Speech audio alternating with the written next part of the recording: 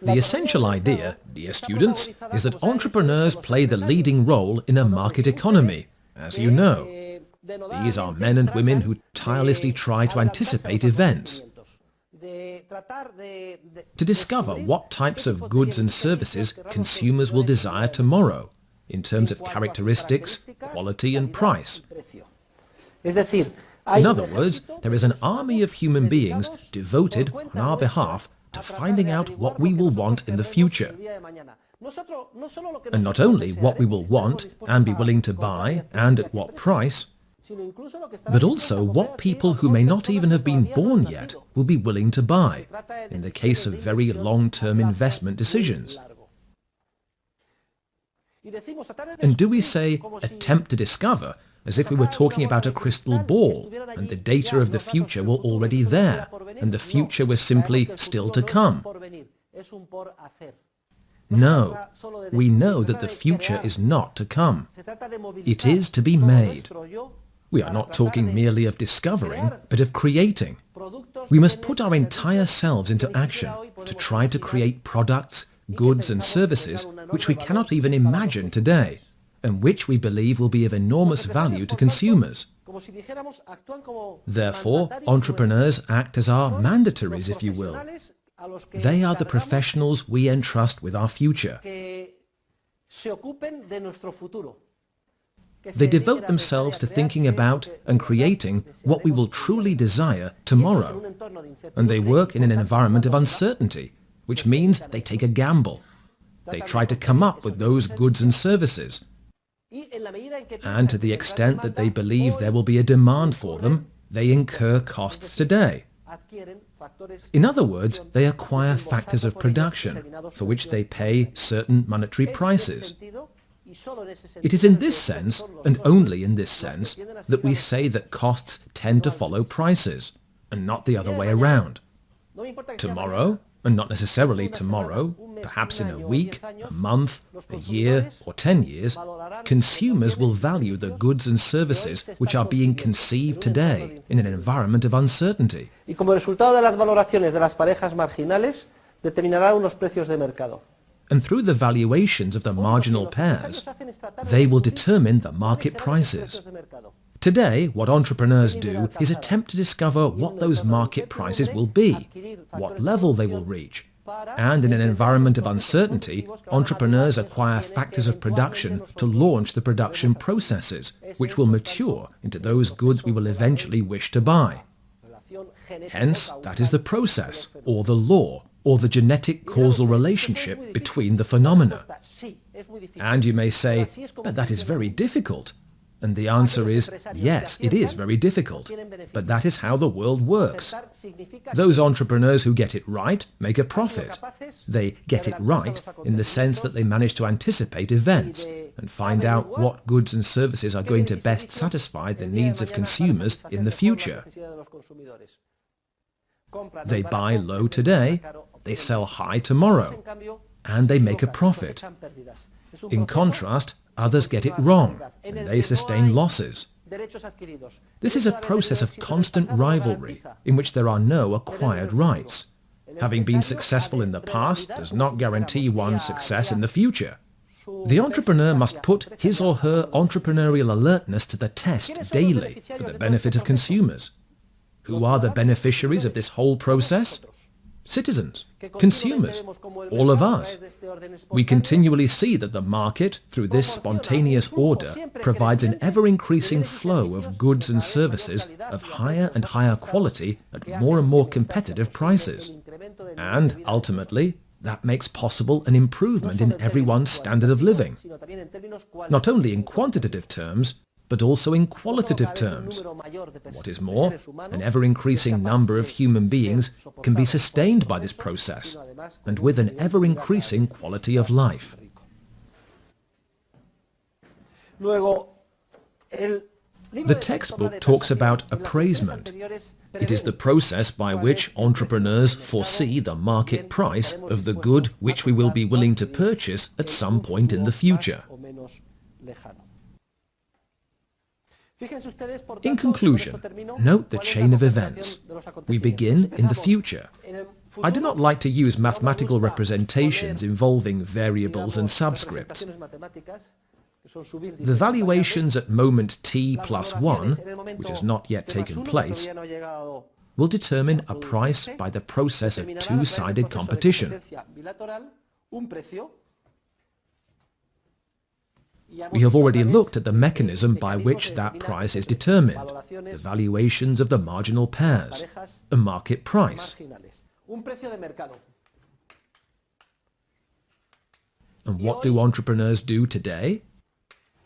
They try to find out what that price will be, and depending on that,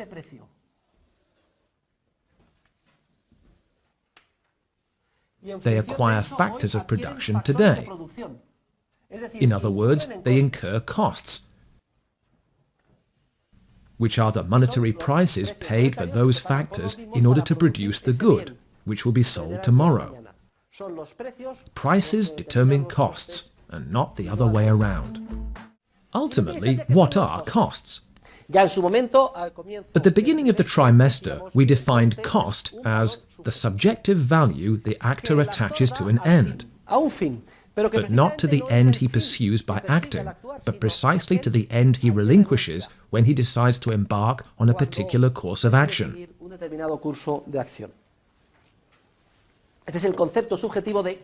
That is the subjective concept of opportunity cost. Well, there is a second, stricter definition of costs in terms of economic calculation, and that second, stricter, more specific definition of costs in terms of economic calculation is as follows. Costs are the amounts, the quantities, or the sums of money which must be paid to acquire factors of production in the market. Para adquirir factores de producción en el mercado. Y efectivamente, todo empresario, as a matter of fact, any entrepreneur, while getting an entrepreneurial project off the ground, is constantly purchasing productive factors. She buys the services of many types of labor factor. She may buy a factory or rent commercial premises. She may need computers and programs. There will be an electric bill to pay. Todos esos importes, en términos, all of those monetary amounts she pays to buy the complementary factors of production required by the process which she is embarking on and carrying out, and which will culminate in the future in the production of goods that hopefully can be sold at a high enough price, all of those prices she pays for the factors of production are costs in a strict monetary sense.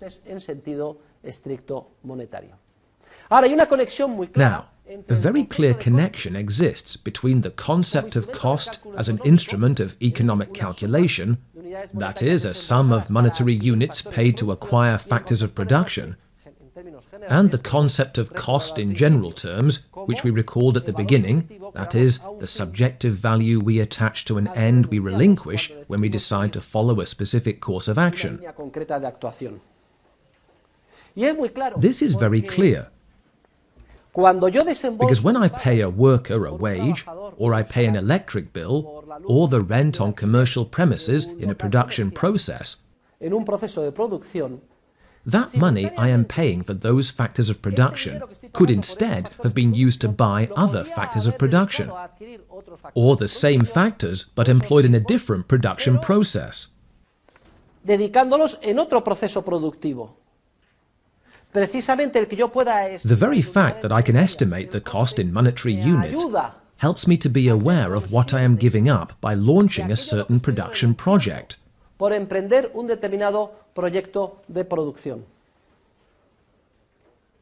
And when the process concludes, when moment t plus 1 arrives and I sell my good, one of the following possibilities will materialize.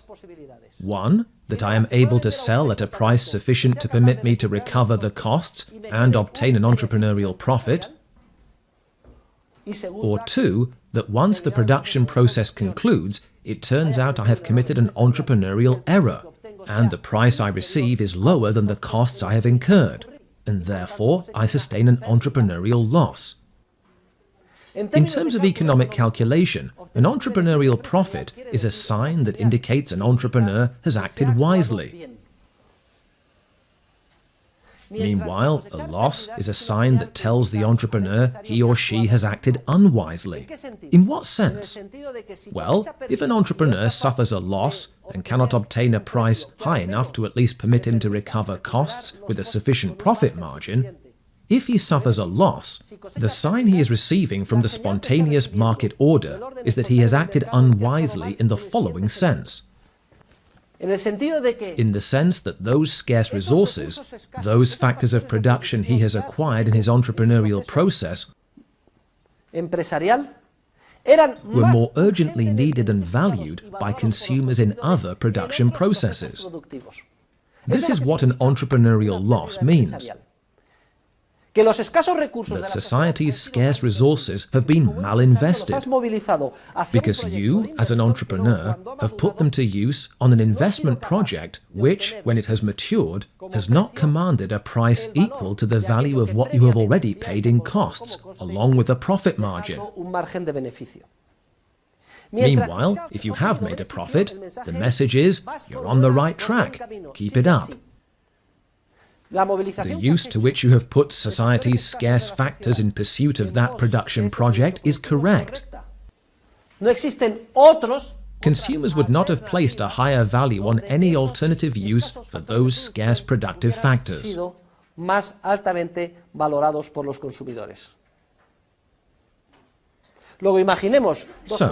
let us imagine two production processes.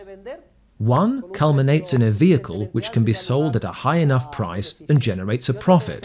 The other leads to the production of a coastal apartment which, in the end, can only be sold for a fraction of the costs incurred. The market is sending this message. All of those scarce resources, the services of the architect, the building engineer, and the construction workers, the scarce land, the cement, etc., which you have channeled into the production of the apartment, have been misused. You have made an entrepreneurial error, because those scarce resources are more urgently needed in other lines of production. Specifically, in our hypothetical example, in the production of the car. Instead of devoting themselves to the different stages of building the apartment on the coast, those workers should have devoted themselves to building the car, because the production of the car generates a profit. That is, the car can be sold at a price higher than the costs, while the production of the apartment has generated a loss. In a modern economy, entrepreneurial decisions would be impossible without economic calculation. That is, without a free market in which productive factors can be bought and sold and a price can be set for them. It is the very existence of this market, money and free market prices for the factors of production, which permits us to calculate costs and find out if we have profited or lost, and if we have allocated the corresponding factors of production well or poorly. Now, let us imagine that market prices suddenly disappear because the law prohibits a free market, or because money does not exist, or both circumstances at once. How could we know if we had acted wisely in producing the car or the apartment? We would be left completely in the dark. Without economic calculation, we would lose the essential beacon which guides the action of entrepreneurs in the many extremely complex decisions and actions they must carry out daily.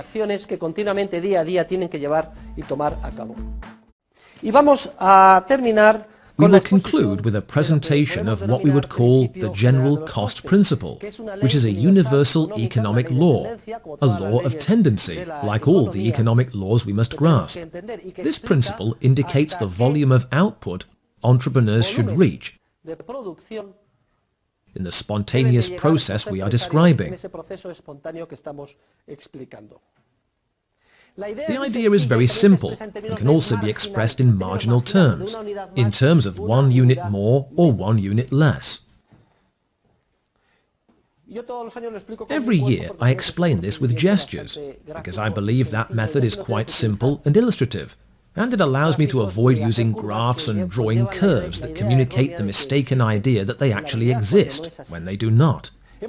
We have spoken of a process which takes time. All production processes take time. They involve the passage of time, a series of successive stages in which a number of complementary factors of production are combined. When the entrepreneur acquires these factors, he incurs costs.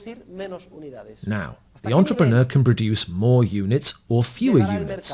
What level will the market reach? When should the entrepreneur move forward and produce more units? And when should he stop producing more? What I am explaining to you is, for example, in the vehicle production process at any factory, let's say the Ford factory in Almusafes, Valencia. How many vehicles should be manufactured each year? 30,000? 40,000? 100,000? A million? What point should and should not be reached? If it was an error to build the apartment, does that mean no homes at all are going to be built in Spain? Economic decisions are not all or nothing. Building homes is ruinous, and therefore nothing is built. Even now in Spain there is building going on, but it amounts to a third or a fifth of what was being built before. In economics, decisions and actions are always incremental. That is, they deal with a few units more or a few units less. Now, we are going to look at the general market law, the spontaneous law, which is driven by the force of entrepreneurship and tends to determine the maximum number of units produced in each production process. The law is very simple. Each additional unit of a productive factor the entrepreneur acquires in any line, remember the individual determinants of price, other things being equal, what happens if the demand for any good or service increases? The price tends to rise. So each additional unit of a productive factor, be it another hour of labor, another month or year of rented facilities, or another computer purchased, other things being equal, each additional unit of a productive factor which the entrepreneur buys for a production process tends to cost more, and on the aggregate level of a sector the same is true. This is called marginal cost. It is the cost of an additional unit of a productive factor acquired in a production project. So, what I am saying is that as the volume of output increases, the marginal units of the productive factors purchased will cost more and more. In more common terms, in the sphere of economic science, the marginal cost tends to rise. Of course, we already know that entrepreneurs acquire productive factors to use and recombine them in a complementary way in a production process which, after a series of stages and a period of time, eventually matures into a consumer good or service. On the side of what the entrepreneur produces in the form of consumer goods and services, each additional unit of a consumer good or service offered in the market, remember the individual determinants of price, other things being equal, what happens as the number of units for sale in the market increases? The price tends to fall.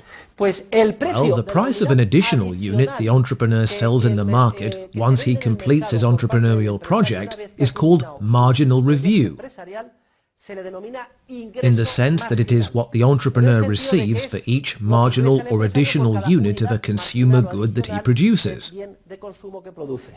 So, take note, at the beginning of the cost period, each additional unit produced requires the purchase of additional or marginal units of productive factors, and thus marginal cost tends to increase. Meanwhile, as to marginal revenue from the goods sold in the market once the production process has concluded, as more units are brought to market, marginal revenue tends to decrease. So, what level or volume of output will the entrepreneur reach? Notice that if every additional unit costs me more, and what I produce brings in less and less in the form of marginal revenue, I will produce up to that volume of output at which marginal revenue roughly equals marginal cost. If I go too far, and I continue to build cars or apartments above that level, the marginal or additional units of good produced will generate a loss for me. Imagine the number of vehicles is 10,000, and up to approximately vehicle 10,000, the last vehicle, marginal revenue and marginal cost coincide. The cost to me of the additional factor to produce the last vehicle and the amount I have obtained from its sale more or less coincide. If I keep producing vehicles, if instead of 10,000 I build 10,500 or 11,000, those marginal vehicles will entail a marginal cost which exceeds the selling price, and therefore I will produce them at a loss. That said, you would understand clearly, there are no exact guides. There are no cost functions. If there were, it would be a cinch to be an entrepreneur. We would enter the data into a computer. Let's see, Santiago, how many units do we have to produce this month? He would type the data into the computer. Well, it looks like 11,524. All right, let's go produce them. We would be managers. No. The leading role in the market is always played by entrepreneurs who act in an environment of uncertainty, and who, by trial and error, with respect to their particular projects, must find out the revenue, cost, and volume of output that it would be an error to exceed or to fall short of. To fall short is also an error, because if I produce less, I fail to earn what I could earn with additional units. We have to uncover this information through the entrepreneurial process of trial and error, and we must bear in mind that the data changes constantly as a result of human creativity. The proof that this is not an exact science, and that it cannot be articulated, lies in the fact that General Motors went bankrupt. We all know it. The company suspended payments in 2009. We can also find proof in the fact that thousands of entrepreneurs devoted themselves to building homes nobody wants in Spain. We will see that in many cases, those entrepreneurial errors, we'll see when we talk about the theory of the cycle, we'll touch on that briefly in class next week or the week after. If the essential signs entrepreneurs follow in their work as entrepreneurs are distorted, then massive investment errors result, and that is what causes the cycle, the stages of expansive bubble and crisis. It is not the fault of the market, but of the intervention of the state and central banks, the manipulation of money, interest rates and public funds, and the massive deceptive effect of all that on entrepreneurs. We will see that this is true, but it belongs to another part of economic science we have not yet reached, the theory of state interventionism, and how it blocks and distorts economic calculation, and therefore leads entrepreneurs to behave in systematically erroneous ways. In conclusion, the law of tendency is that entrepreneurs will tend to produce that volume of output up to which marginal revenue and marginal cost coincide. We are now going to look at competition and monopoly. Is competition a state, or is it a process? We have already said that entrepreneurship, by its very nature, is always competitive, and that the word competition derives from the Latin competito, which means the concurrence of multiple requests for the same thing, which must be assigned an owner. Competition, dear students, is a dynamic process of rivalry. It's a movie. There is movement. What do we mean to say with this analogy between competition and a movie? Well, the most intimate essence of competition lies in its being a dynamic process in which countless entrepreneurs participate by vying with each other to discover or detect, before anyone else, the latent profit opportunities in the entrepreneurial process, and they act accordingly to take advantage of them. It is a process of emulation. Es un proceso de tratar de It is a process of trying to surpass our rivals in all areas by creating or perceiving profit opportunities before others do. que los demás. Y esto That should be clear at this point in the course, because we have repeated it over and over again. It is important that we contrast our perspective with the so-called model of perfect competition, porque es el modelo since that is the model presented as the ideal of competition in the vast majority of economics textbooks. de los libros de texto de economía. Esa segunda concepción According to that view, competition is a state. Competition is like a photo. Click. In mathematical models of perfect competition, competition is defined. It's actually quite a paradox. It is defined as perfect, and yet, if we take a photo of the social process, in the frame we will see the following. A static situation, as in any frame. no There hay is no movement. movimiento. Pues si en esa Well, fotografía in that photograph, one can see there are many offerers, oferentes, a multitude of sellers, cantidad de vendedores, todos ellos and they are all selling the same product mismo producto, con with exactamente exactly the las same characteristics características. and at the same price. A esa situación sin That static situation, that motionless state in which a multitude of offerers are all making the same thing and selling it at the same price, that situation is what most economists call competition. And to make matters worse, they describe it as perfect competition, which is an affront to common sense. So we see there are two alternative and opposing concepts of competition. Competition as a dynamic process of rivalry, which is the correct concept of competition, y en segundo lugar and also the mockery mistakenly referred to as perfect competition, which is typified by a situation in which everyone does the same thing, and therefore no one competes.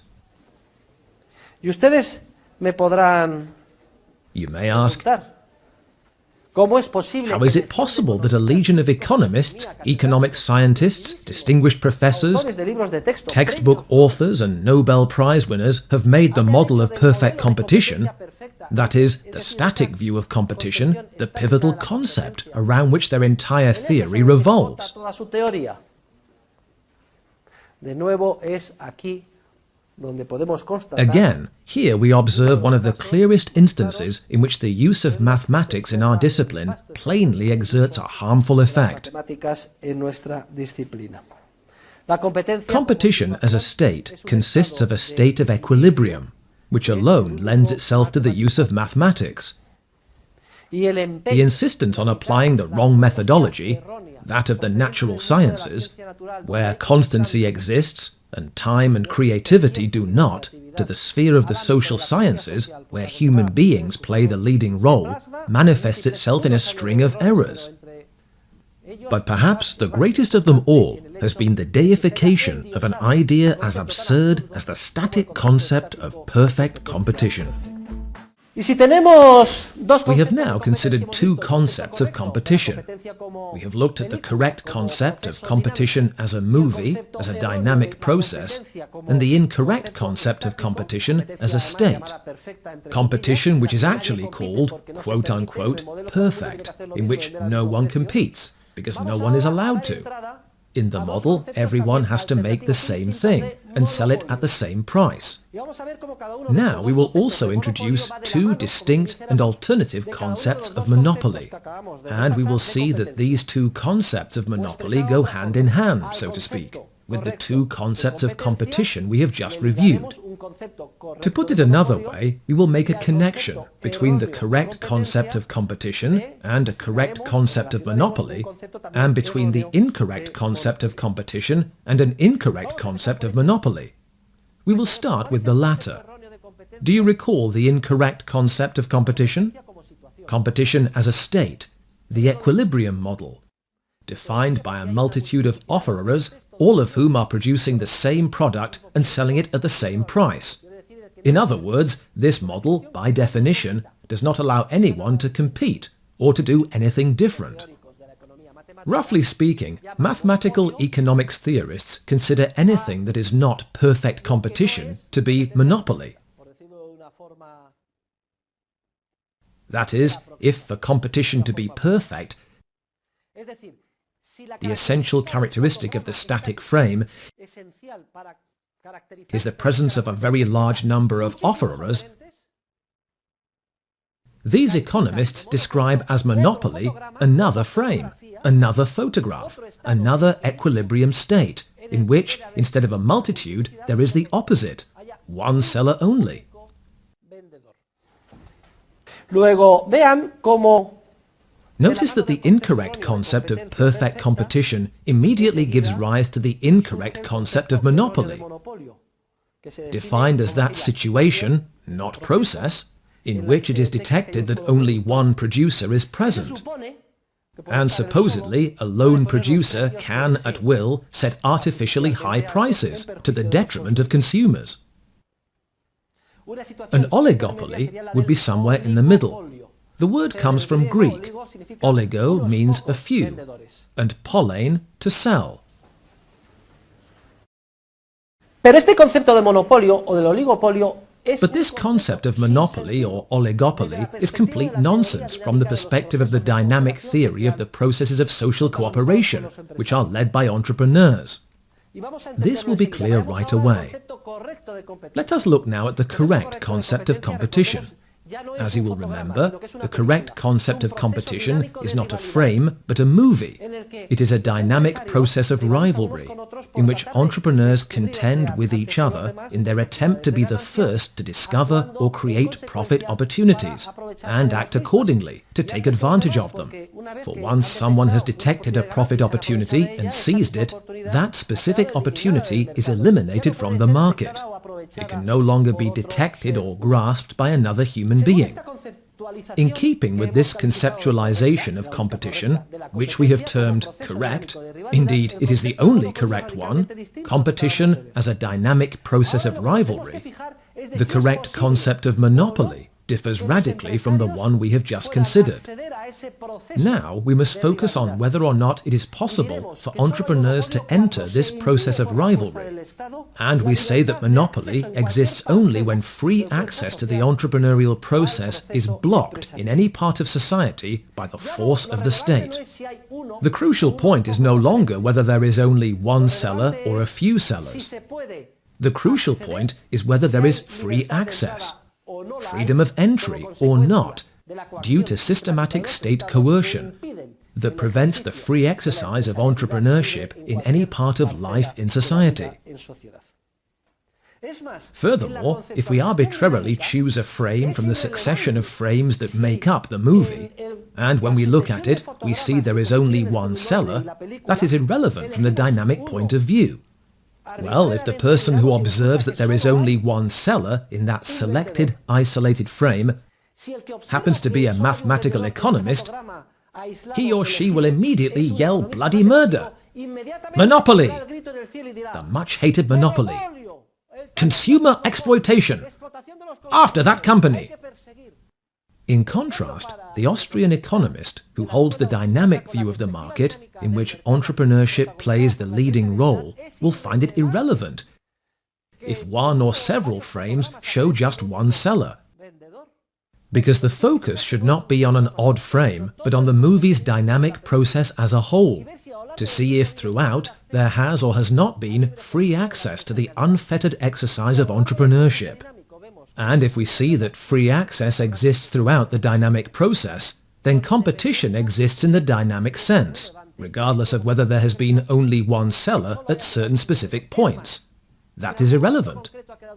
What is more, if there has been only one seller at a certain point, and there is free access to entrepreneurship, then the appearance in an isolated frame of a sole seller, in other words, much-hated monopoly according to the incorrect concept, far from being a sign that the seller is acting improperly and harming consumers, is a sign of exactly the opposite. If the dynamic process is unhindered, and entrepreneurs take part in it by contending with each other and trying to emulate each other, if, at a certain historical point, one entrepreneur prevails, it means precisely that he or she has been able to meet consumer needs better than anyone else. Luego, la empresarialidad So, if in certain historical circumstances, free entrepreneurship, unrestricted by systematic state coercion, even takes the form of the predominance of only one offerer,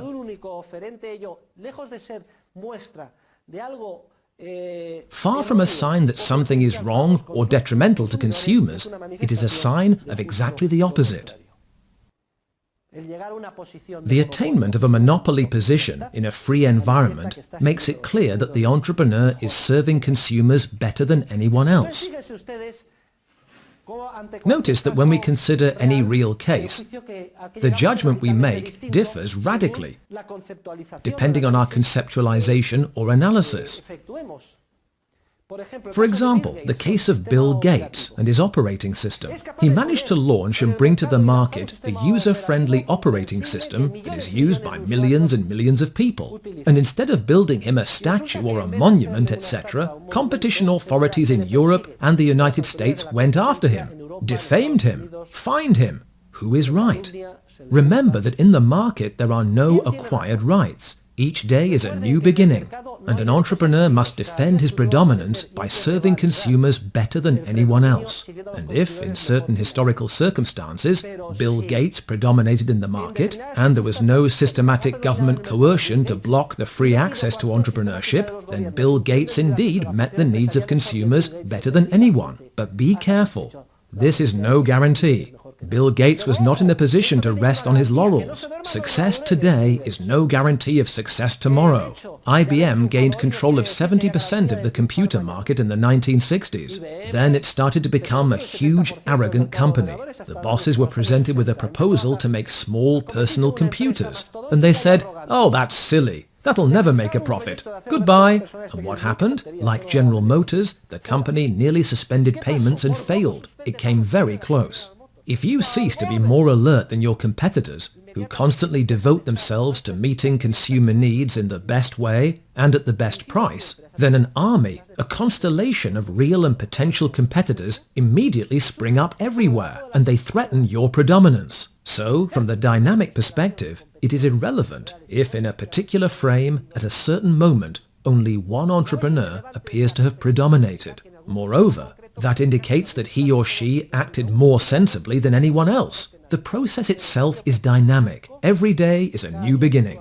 You must continually confirm that you are the best entrepreneur, and if you do not, competitors appear and upstage you. The great tragedy, dear students, is that most, if not all, antitrust legislation rests on false theoretical notions of competition and monopoly. Antitrust legislation, unfair competition law, is entirely based on the mathematical and incorrect concept of competition, and on the incorrect concept of monopoly. As a result, and this is the great paradox, the entrepreneurs who are the most successful at satisfying consumers' demands are systematically hounded, and they are hounded without truce or quarter. They are not allowed to be successful and to predominate over their competitors. If, as an entrepreneur, you charge more than your competitors, look out. The law recognizes that as a sign of abuse of a dominant position and a sign of monopoly. You are exploiting the consumers. You cannot charge more than your competitors. If you charge more than they do, you are treating the consumers unfairly. Charging less than your competitors is also illegal. It is called unfair competition. You cannot charge less. Selling below cost is against the law. Notice that all the legislation rests on the mathematical view.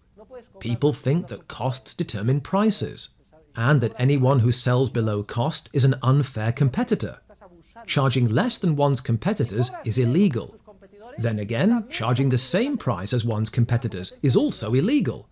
If you charge the same price as your competitors, you will immediately be accused of collusion, of having conspired with them to sell at the same price. This seems like a parody, but it is not. If you read all of the antitrust legislation, you will come to the conclusion that you are a potential criminal, that there are signs of wicked acts against consumers no matter what you do. If you sell at a higher price than your competitors, it is abuse of a dominant position. If you sell at the same price, collusion. If you sell at a lower price, unfair competition, cutthroat competition, also known as dumping. Now, I'd like to read you a poem. and we will go over it together. It is titled Tom Smith and His Incredible Bread Machine. It goes like this. This is a legend of success and plunder, and a man, Tom Smith, who squelched world hunger. Now Smith, an inventor, had specialized in toys, so people were surprised when they found that he, instead of making toys, was baking bread.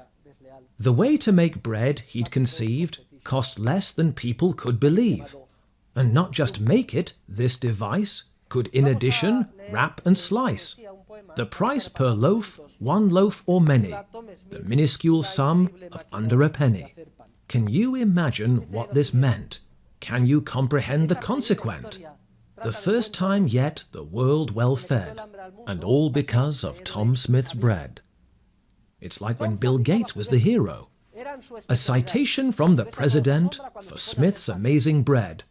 This and other honors, too, were heaped upon his head.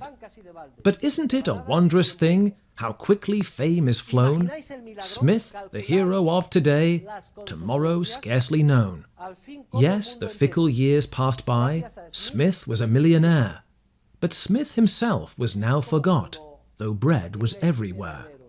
People, asked from where it came, would very seldom know. They would simply eat and ask, was not it always so? We all take for granted that our computer has to work, and Windows too. Was it not always so? We have a right to our personal computer, and to a functioning Windows system. However, Smith cared not a bit, for millions ate his bread. And everything is fine, thought he. I am rich, and they are fed. Everything was fine, he thought. He reckoned not with fate. Note the sequence of events, starting on the date, on which the business tax went up. Then, to a slight extent, the price on every loaf rose too, up to 1 full cent. What's going on? The public cried. He's guilty of pure plunder. He has no right to get so rich on other people's hunger. A prize cartoon depicted Smith with fat and drooping jowls, snatching bread from hungry babes, indifferent to their howls. Well, since the democratic public does come first, it could not be denied that in matters such as this, the public must decide. So antitrust now took a hand. Of course it was appalled. Thank goodness we have the European Commission for Competition and a Directorate General for Competition in Spain and a competition court. So antitrust now took a hand. Of course it was appalled at what it found was going on. The bread trust, it was called. Trust, in English, monopoly. Now this was getting serious, so Smith felt that he must have a friendly interview with the men in antitrust. He visits the government department in charge of defending competition. So hat in hand he went to them. They'd surely been misled. No rule of law had he defied, but then their lawyer said, "The rule of law in complex times has proved itself deficient. We much prefer the rule of men. It's vastly more efficient." Now let me state the present rules, the lawyer then went on. These very simple guidelines you can rely upon. You're gouging on your prices if you charge more than the rest, but it's unfair competition if you think you can charge less. A second point that we would make to help avoid confusion, don't try to charge the same amount. That would be collusion. So one cannot charge more, nor less, nor the same. You must compete, but not too much, for if you do, you see, then the market would be yours, and that's monopoly. Price too high or price too low? Now, which charge did they make? Well, they weren't loath to charging both, with public good at stake. In fact, they went one better. They charged monopoly. No muss, no fuss, oh woe is us. Egad, they charged all three. 5 years in jail, the judge then said. You're lucky it's not worse. Robber barons must be taught. Society comes first. Now bread is baked by government, and as might be expected, everything is well controlled, the public well protected. True, loaves cost $1 each, but our leaders do their best. The selling price is half a cent. Taxes pay the rest. Listen, there is no institution more despicable, hypocritical, and harmful than the entire antitrust structure. The legislation is based on an incorrect and outdated conceptualization of economics. General civil and commercial law contains the only defense competition needs. All special antitrust legislation is comparable to the old legislation in Spain on the Inquisition. Furthermore, the process is very similar. A tip-off invariably sets it in motion, generally from an inefficient competitor. And that is not to mention procedural matters, which cry out to heaven. Secret trials, non-existent legal guarantees, convictions based on mere presumption. And it really does work that way. Apart from that, enormous damage is done precisely to the process of competition, on the pretext of defending it. It is shameful that well into the 21st century, these institutions are still in force. And one of the main goals of any lover of freedom and of the market economy is to do away with them. Competition does not need anyone to defend it, especially not the state. The traditional rules of civil and commercial law are all that is necessary. Civil y mercantil.